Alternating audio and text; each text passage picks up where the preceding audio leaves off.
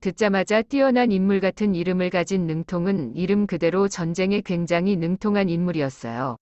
연희에서 맨날 감령과 싸우다가 화해하는 브로맨스를 보여주는 것으로 이름을 각인한 능통은 실제로도 감령에 맞먹을 만한 오나라 최고의 맹장이었어요. 아버지인 능조는 상당한 맹장으로 황조를 치러 간 강화전투에서 선봉을 맞는데 황조를 궁지로 몰아넣지만 오히려 유시를 맞고 죽고 말아요. 정사에선 누가 화살을 쐈는지 알려지지 않았으나 오서 감령전의 주석에는 감령이 능조를 죽였다 언급돼요.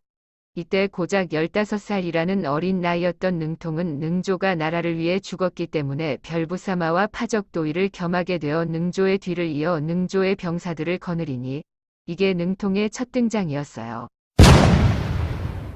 손권이 보둔과 마둔을 공격할 때 능통도 함께했는데 손권은 보둔을 함락시키고 능통에게 마둔을 포위하게 했어요. 기한이 되기 전 능통은 진근과 함께 술을 마셨는데 진근은 술 마시는 예의를 어기고 능통의 아버지를 욕하며 패드립을 날렸어요. 이후 진근은 길에서도 능조를 험담했으므로 능통은 진근을 칼로 찔러버렸고 이 상처로 진근은 며칠 후 죽었어요. 이후 능통은 스스로 화살과 돌을 받아내며 싸워 제때에 자신이 맡은 부분을 무너뜨렸고 여러 장수들은 능통의 활약으로 적을 무찌르는 데 성공했으며 돌아올 때에는 스스로 결박하고 군정으로 갔어요. 이에 손권은 능통을 칭찬하고 그 공적을 봐서 죄를 용서해 줍니다. 능통은 황조를 토벌할 때 오나라의 맹장 동습과 함께 돌격해 적장 장석을 베는 전과를 세웠고 여몽과 함께 성을 함락하기도 했어요. 이후 적벽대전, 남군 공방전에도 참여해 공을 세웠기에 패국의 상에 임명되었어요. 오서의 기록에 따르면 능통은 아버지의 원수인 감령에게 늘 원망의 마음을 품었고 감령 역시 항상 능통을 경계하고 만나지 않아 손권이 능통에게 한을 품지 말라고 명령할 정도였어요. 어느 날 여몽의 집에서 연회를 열자 능통은 칼춤을 췄는데 이에 감령이 일어나서 자신도 쌍극물을 출 수 있다고 말했어요. 능통이 이때 감령을 죽이려 했던 것 같은데 여몽은 이상한 분위기를 눈치채고 자신도 칼과 방패를 쥐고 칼춤을 춰서 두 사람의 거리를 벌렸어요.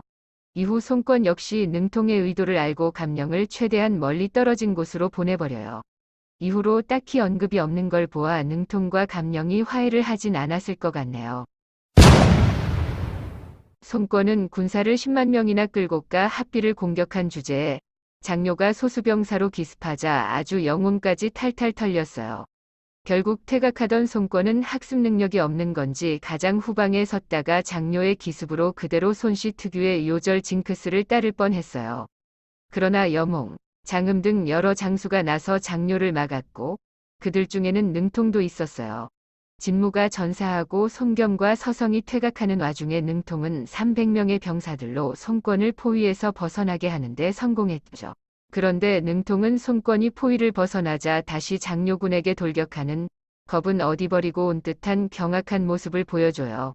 이 때문에 많은 사람들이 능통이 죽었을 거라 생각했지만 능통은 남쪽의 나루터에서 겨우 배를 타고 손권이 있는 곳에 겨우 도착했죠.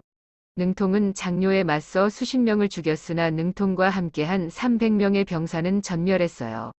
능통은 자신이 아끼던 병사들이 전부 죽은 걸 알게 되자 눈물을 흘렸고 손권이 눈물을 닦아주며 능통을 위로했죠.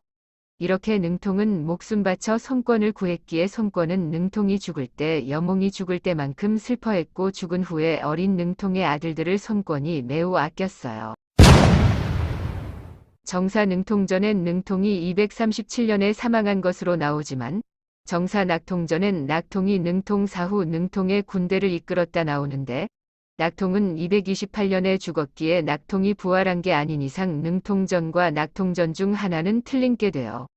그렇기 때문에 능통의 나이는 논란이 많은데 건강실록에선 217년에 사망했다 기록되었고 217년 이후 번선공방전, 이릉대전 등 여러 비중 있는 전투에서도 등장하지 않은 것도 이상한 점이라 217년에 사망했다는 설이 조금 더 신빙성이 있어 보이네요.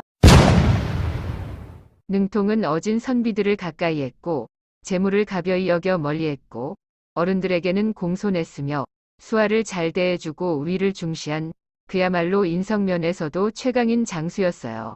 심지어 전쟁에서도 불리할 때 후방을 막고 돌격이 필요하면 바로 돌격했기에 손권이 매우 신임했다고 합니다.